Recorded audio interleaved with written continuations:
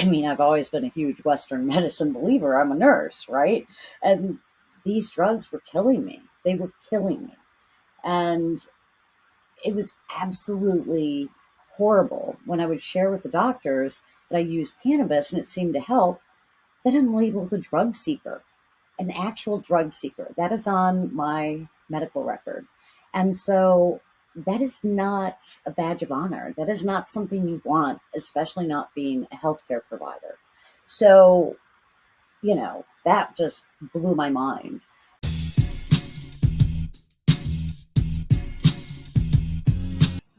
Hi, everyone, and welcome back to Harmonia Podcast. We are joined here today by a very special guest from Buffalo, New York. Hi, Nikki. Hello. Nikki, thank you so much for joining us here today. How are you? Doing well. Happy Tuesday. Thank you so much for coming on, Nikki.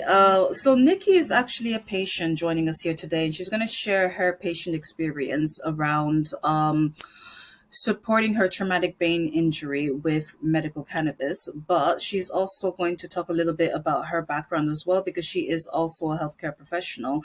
And I think her journey is quite interesting, as she was, I suppose, quite similar to me in the sense that we were converted over to medical cannabis.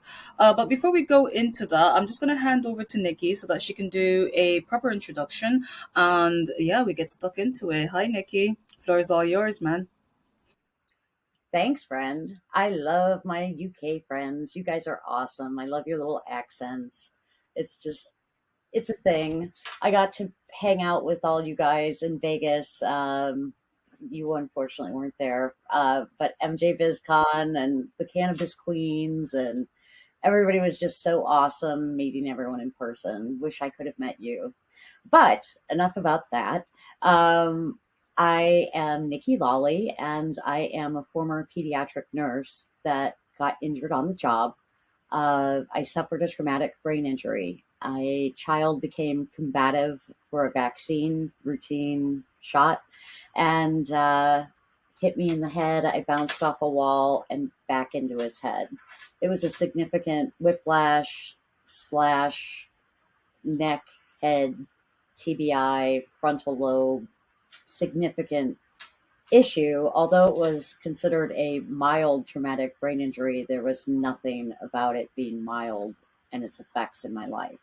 So, fast forward to flipping sides of the table, from going from the respected voice as a nurse, as a coworker to physicians, to now being a chick with an invisible disability that you can't see on an x-ray, you can't see on an MRI. And the way it impacted every aspect of my life, from chronic pain. And when I say chronic pain, I thought as a nurse I understood this, but I really didn't. I didn't understand it because I had not personally experienced it. And when someone has a chronic condition, your headache or your lack of sleep that night, we kind of can't relate because that's our life every single day. And I didn't understand that even as a healthcare provider. Until it happens to you, it's really difficult to really and truly understand that. Um, anyway, I lost all credibility. I lost my sense of self. I felt completely alone. I felt like a burden to my family, to my friends. I felt like a failure because I let my coworkers down and I couldn't come back to work. And it was such a devastating time, I guess is the best way of saying. What happened was I was on multiple pharmaceuticals. I literally could not function. And when I say can't function, I mean I sat in a corner or slept or did whatever I could to literally tune the world out, um, in a desperate attempt to cheer me up or put me in a better frame of mind.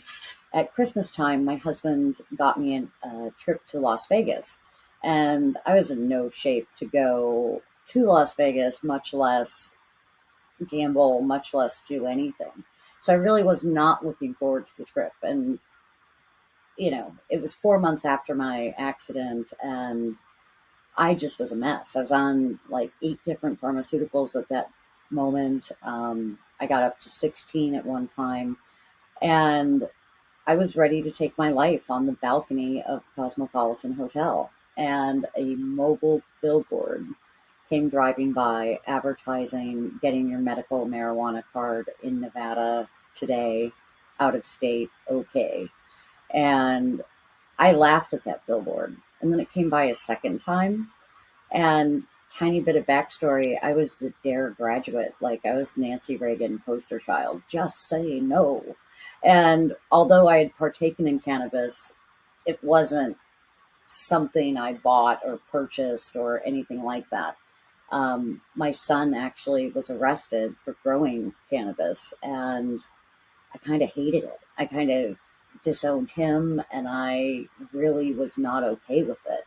So when this billboard came by, it was sort of like crazy irony, crazy weirdness. And I mentioned it to my husband. He's like, "What are you doing?" Like, I was really on the balcony ready to jump. And he came in about that time. And, "What are you doing?" And I'm like, "Well, we can go get my weed card and fry my brains some more on drugs."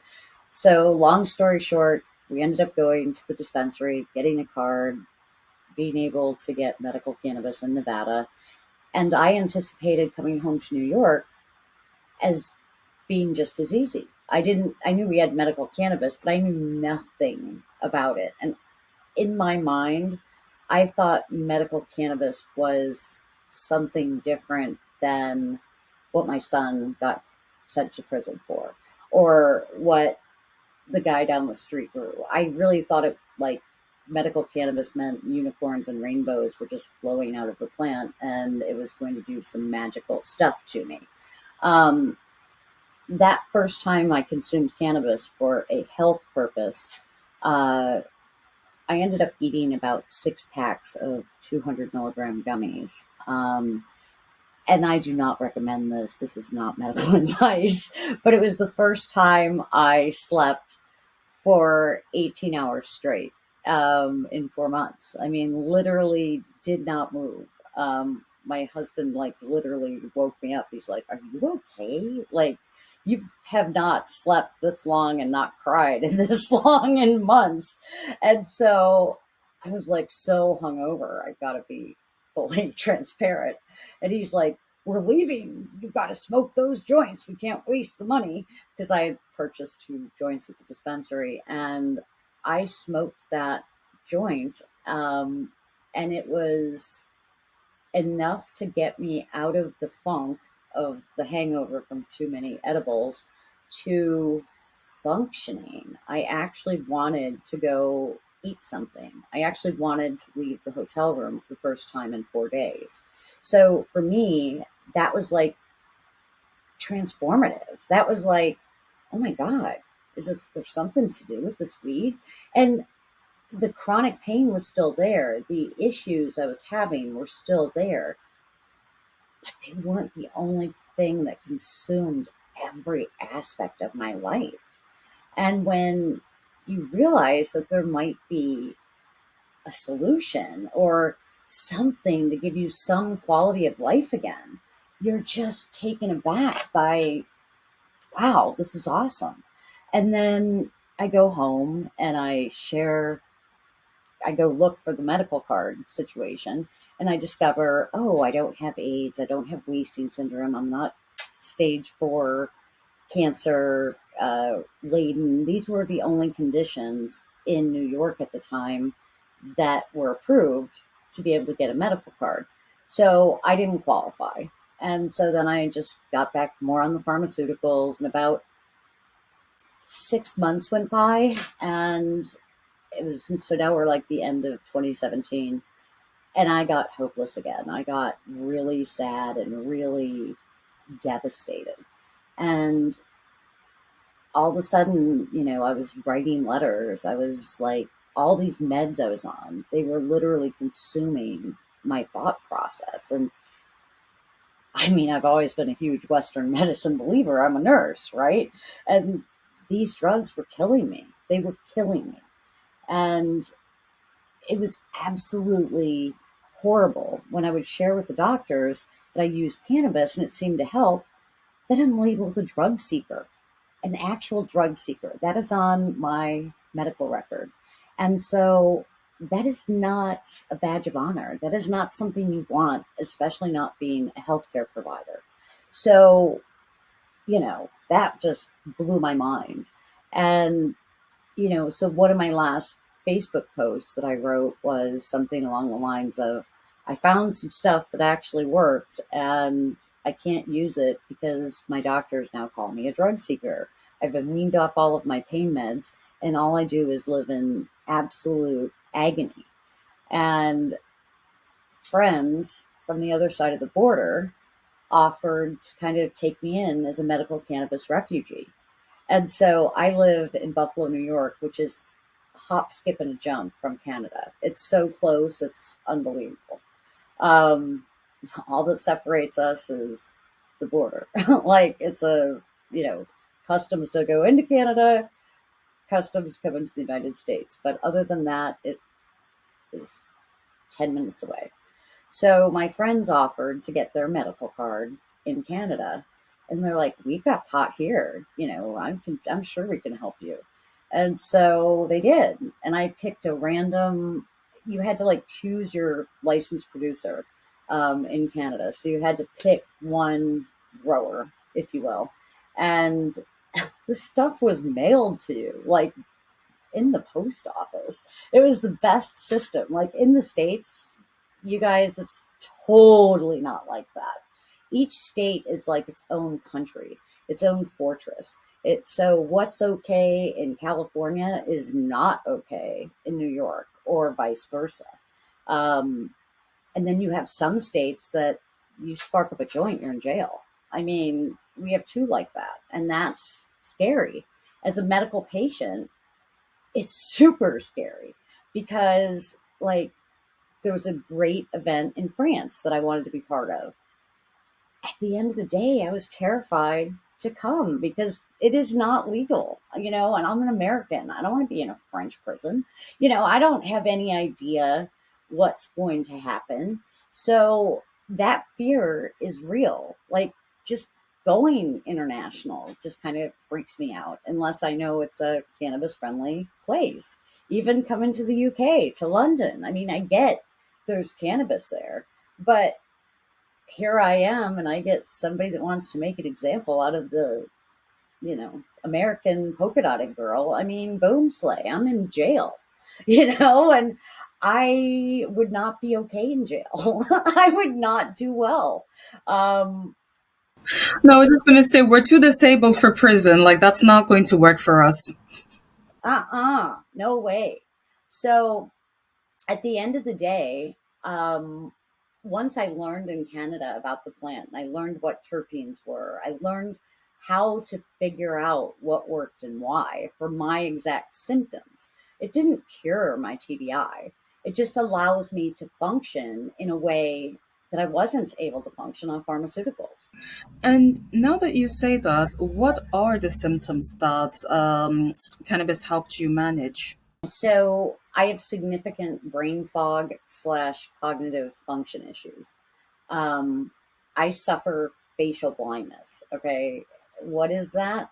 Uh, Basically, Berta, if you found me walking down the street and we were walking past each other, there's a 98% chance I will not recognize you unless you're exactly how you look right now.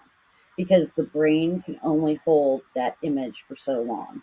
And that's a huge thing for me because a lot of people recognize me when I go to an event, when I'm out, because I'm always spottable. I'm always in polka dots and a red blazer. So having cannabis as a tool in the toolbox is very helpful.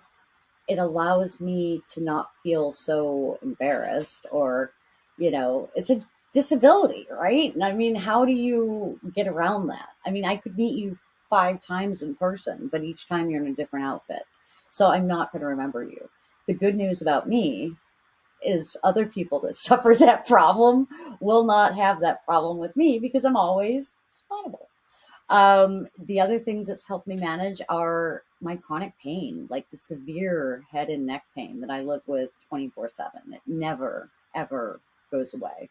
Um, but cannabis can bring it from a seven. And the more stressed I get, the higher that pain goes. And it's not like it's a psychosomatic thing, it's just your body tenses, the rest of you tenses. And so it creates an increase in that pain threshold.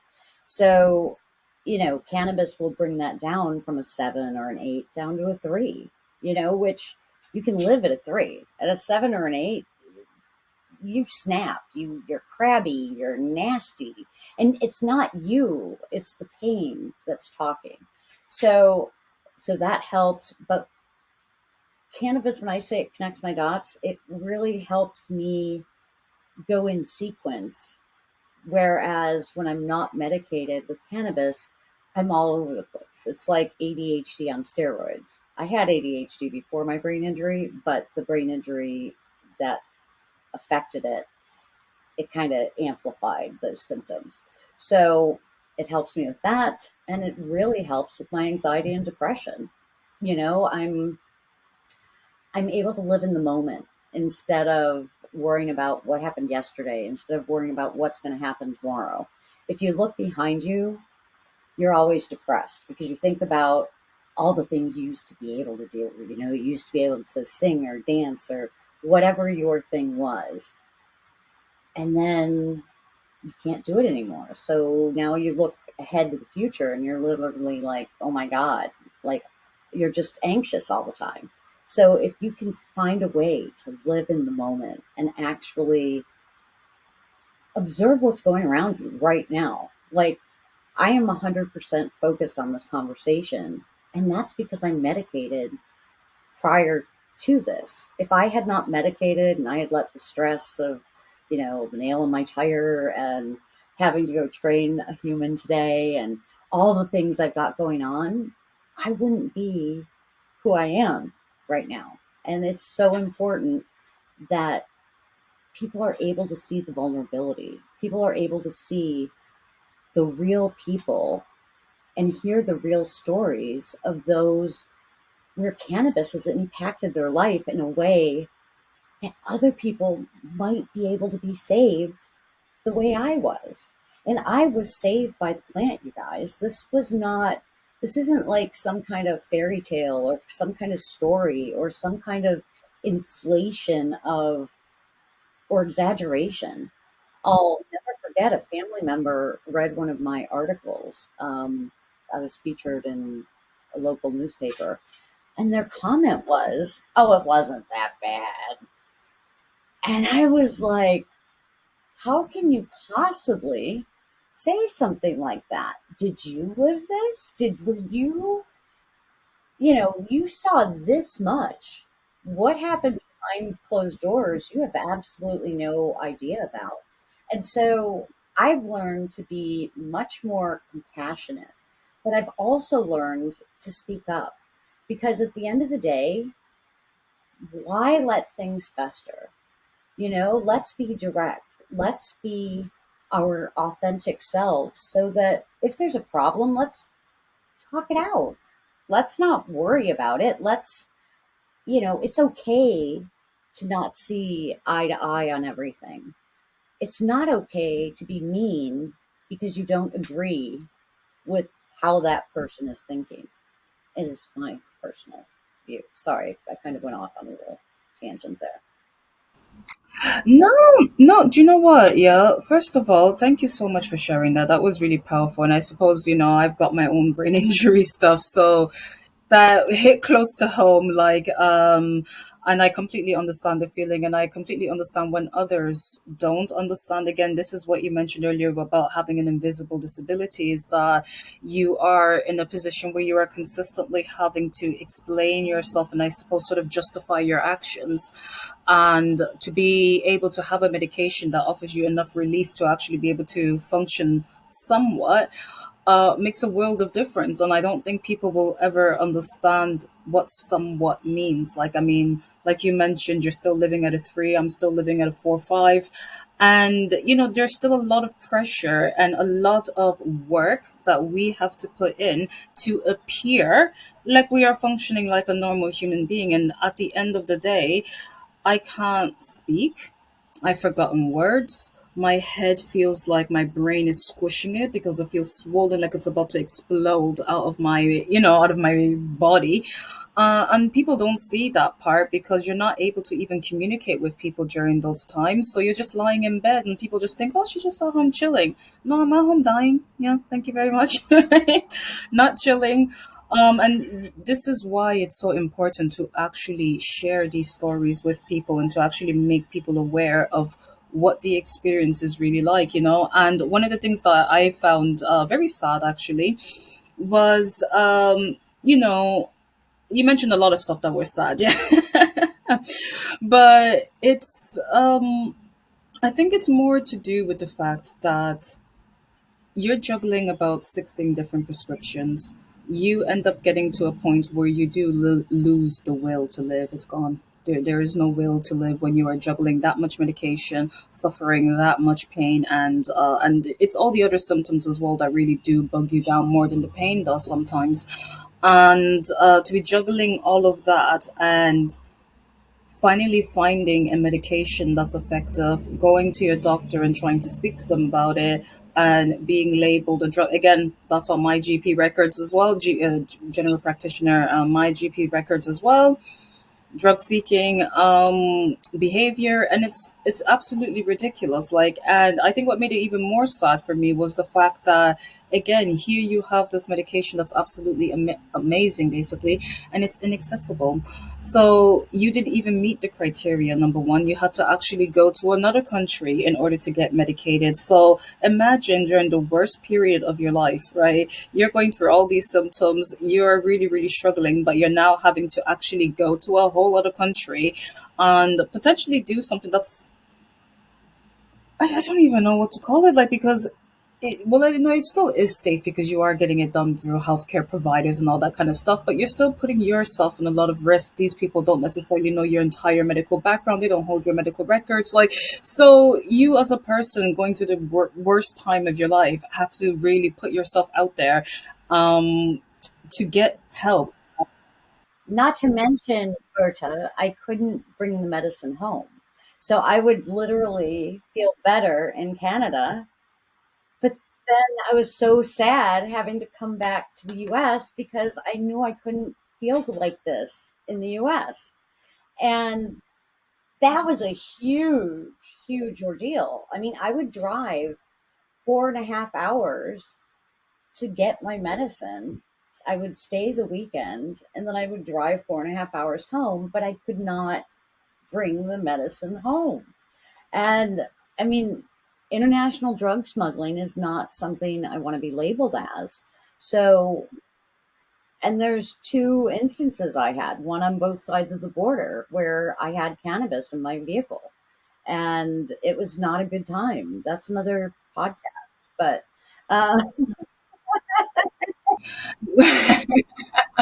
No, but one of the other things though that you really highlighted very well as well is that, again, you are feeling really well for a while. Actually, do you know what? There's 2 points I wanted to make, but I'm going to make the second point instead. Um, you were on 16 different pills, right? That's a lot of medication to be juggling.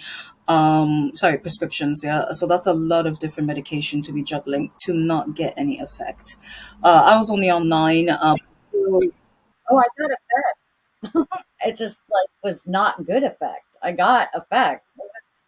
yeah. Oh, sorry. Yeah, yeah, yeah. Yep. Sorry. Let me, like, to not get appropriate level of support that you would think you would get on 16 different prescriptions. And I completely get it. And I know for myself, right? I don't know if you experienced this actually. You probably would have, right? But I remember when people were telling me, try medical cannabis, it's medical, it works, blah, blah, blah. But in my mind, right, mind you, I'm on opiates during this time. And again, there's the same risk because people always think about, oh yeah, substance misuse, oh yes, addiction, oh yeah, da. You have the same risk with opioids, right?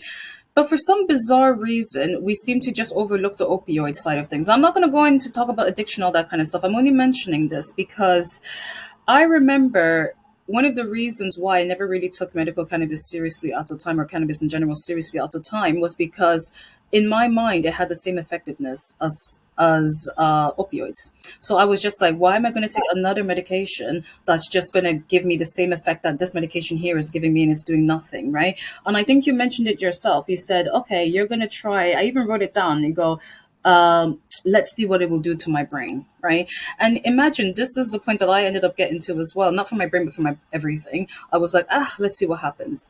Why is it that we get to that point and that's the only point in which we are willing to actually finally try this medication that has actually proven to be so much more effective? Again, I definitely underestimated the effectiveness of the medication. I truly thought that it was just going to be like, oh yeah, it's going to give me some relief. And I didn't think it was going to change my life.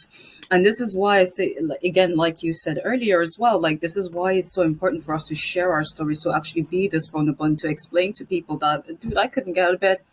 Do you know how hard it was to pee? Like, it's, we have to be dishonest because I don't think people understand that the little things they take for granted, like getting up and brushing their teeth, was the biggest challenge in my day. If I even remember what a toothbrush looks like that day.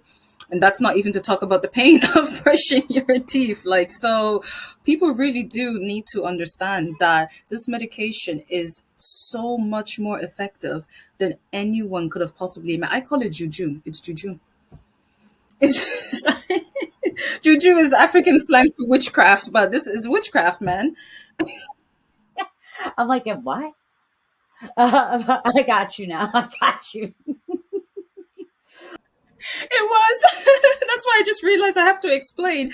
But yeah, no, it's the effectiveness of it, and and it's not just the effective. It's the after one use.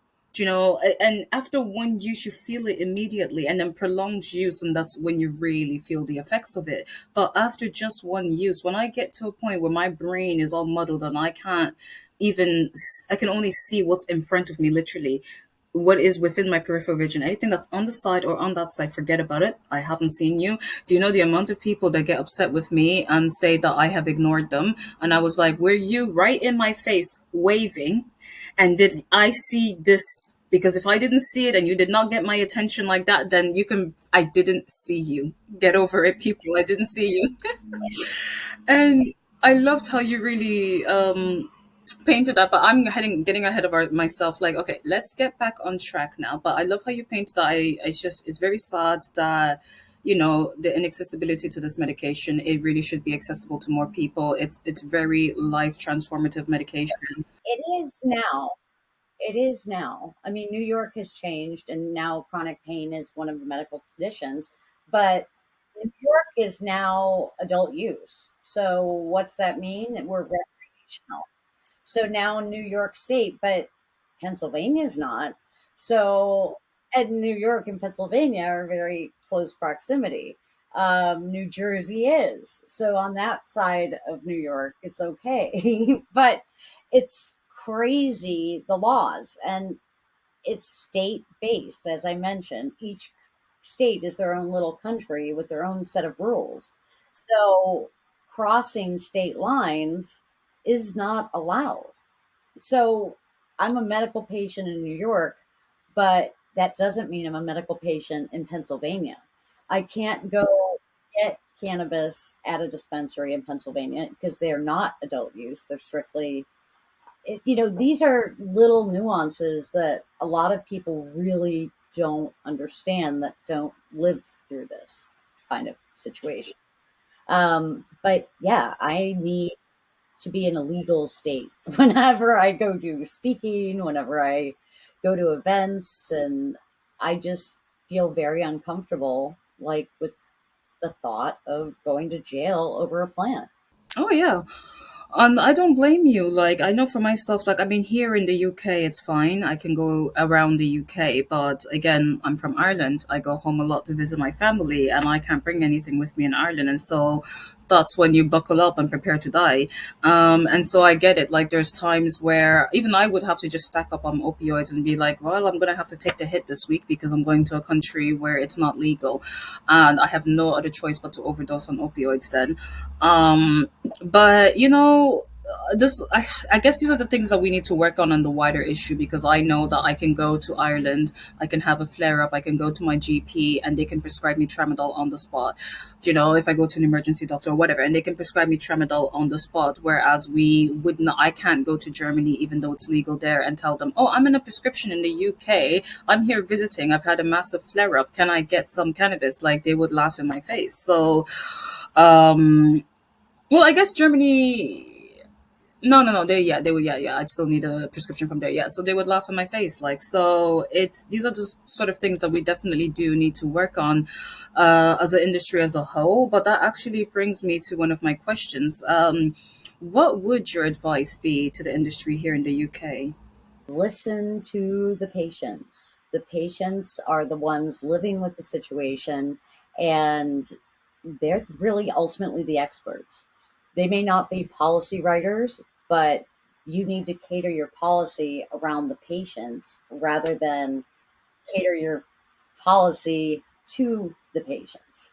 And that's what's missing. That's what's missing in every state, in every country's regulations.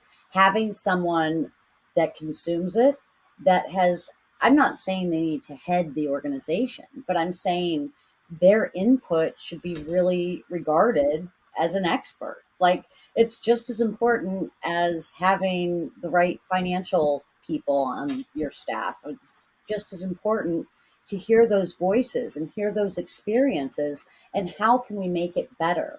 How can we make this medicine more accessible and do it in a way that services everyone, because there's going to be people that don't have a lot of financial means. There's going to be people that, have different symptoms, have different needs. Maybe they need really high dosed, whether it's THC, whether it's a minor cannabinoid, CBC, CBN, CBG, you know, whatever their needs are should be accessible. And if it's not, we need to change the way we're thinking. And no, thank you very much. No, no, no, no. That's spot on. Thank you very much. Because it is something that is actually missing everywhere. Is that patient voice and that patient input. Which again, I think this actually extends to all of healthcare for some bizarre reason. They they claim to do a lot of co-production work with patients, but I have not seen any evidence of that. Like, and it's just really sad because at the end of the day, it's us that are suffering and it's us that are benefiting from it. So if there's anything that can make things easier for us, and more accessible for us, then of course, shouldn't you be listening to us so that we can tell you what it is that would support us? Because if you think about it, if you listen to the patient, you get more patients. It's that simple. And if the patients are doing well on the product, they're going to tell their friends, and their friends are going to tell their friends. And it just becomes no longer taboo. I mean, I'm still up against, Berta, look at me. Like, right? I look like, I don't know, the Hillary Clinton wannabe, whatever. Just like that conservative kind of bob hair, until you listen to me. But at the end of the day, you know, people listen to me and consider me a recognized voice. I mean, I hate the term expert because I'm not an expert at anything. I'm a knowledge horse of a lot of different areas and have had a lot of different experiences that lend me to be in the position I am, where I can be considered a thought leader. And a lot of people listen to what I have to say. So, how can we amplify your voice, my voice? But we have to eat too. And that's one of the things I think this industry really doesn't grasp. You want all of our feedback, all of our input, all of our information per se, but you're not willing to compensate them for that. Or you don't recognize, maybe if I was a man, it would matter. Maybe if I don't know. I don't know what it takes to actually get industry's attention to where they're going to actually listen and implement. That's where we're not at, you know. And in New York State, we have multiple state operators, multi-state operators. So we have the PharmaCans, we have the Green Thumb Industries, corporate cannabis, because that's who's run our medical program all along. And honestly, I've been a medical patient for many years. My workers' compensation insurance actually covered my medical cannabis. I was the unicorn, let me tell you. Not a lot of people had that experience, but I fought tooth and nail because the medicines were making me whack out. They were not helping me. They were really messing with my brain chemistry and not in a positive way. So it's super important, you know, to share that because although I don't suffer like I did then, it's still a factor for so many people and they don't understand how to medicate with intention. Yeah, yeah. And you know what? That brings us then to cannabis naive patients. Then, what would your advice to them be? The internet has great resources and it has some not so great resources. So, knowing where you're getting your information, I always recommend people start, if you're in the States, start at your state site, you know, start and learn what is legal in your area. So, usually, if it's an adult use state where they have recreational as well as medical, then they'll usually have those comparisons. And honestly, especially for the newbies that are on multiple medications, I recommend people start at the medical programs usually because then they usually will have access to healthcare professionals that can say, okay, you're on blood thinners. This is not a wise decision for you with high CBD products. You know, whatever that might be for their specific needs. When you go to an adult use store, you're not telling the bud tender, hey, I'm on blood thinners and this drug and that drug. And because they're not going to have any concept of any of that. So I feel the best place to start is always a medical program. Even if it's a little backwards, at least they can give you a good starting point. In the US, I always recommend Americans for Safe Access. That's a great website that has every single state's laws and information. I'm a big advocate for that organization, and they need support. They don't have big corporate cannabis anymore. When medical was just starting in the US, they had every sponsor. They had a huge budget. They had like lobbyists. They had everything. But now that, you know, we're legal in, I believe, 24 states as far as the medical program, or maybe crap, it might be the actual, we might be legal in 24 states for recreational now. And we're like 38 states for medical. Um, Sorry, I might be jacking that up. I was really versed in that for a long time, but now I'm a working girl, so I don't pay attention to that as much as I used to. Um, I actually work for a great company here in New York called Rune, and we're a woman-owned company, and we make edibles. So we have chocolates and little pearls, and we're in Canada as well as 8 other states. And you know what? This is one of the reasons why I'm always very jealous about the different products that you guys have in America because you have so many different formulations for taking the medication. Whereas here we just have the very standard ones. I would prefer just, honestly, if you just give me a pill. Like, you know, it's just easier. You pop it, you move on with your day. Like, and so yeah, I know, but they really need to start bringing at least edibles here, like because at least this way it's just so much easier. You don't have to sit around vaping all the. I've also got asthma, so I don't necessarily enjoy vaping. Yeah, yeah, I'm only very jealous of that. But anyways, I'm definitely going to leave it there, but thank you so much for coming in and for sharing all of your insight. And do you know what? Your very sad story. Like, I'm so happy that you found medical cannabis and that it's really helped you. And honestly, in the amazing work that you do, for anybody who is very interested, Nikki has been on several podcasts. She's done a lot of amazing work in terms of her advocacy. So all of her links will be in the description section of this video. But Nikki, thank you so much for coming down. I love you, Berta, and you've been such a great, friend. And I really appreciate your journey and everything that you've gone through because we're warriors, man. At the end of the day, we're warriors. And we need to recognize that and, you know, embrace how far we've come. Look at you being Miss Techie savvy, doing all these interviews. And, you know, I'm not that girl. Okay. I just show up. But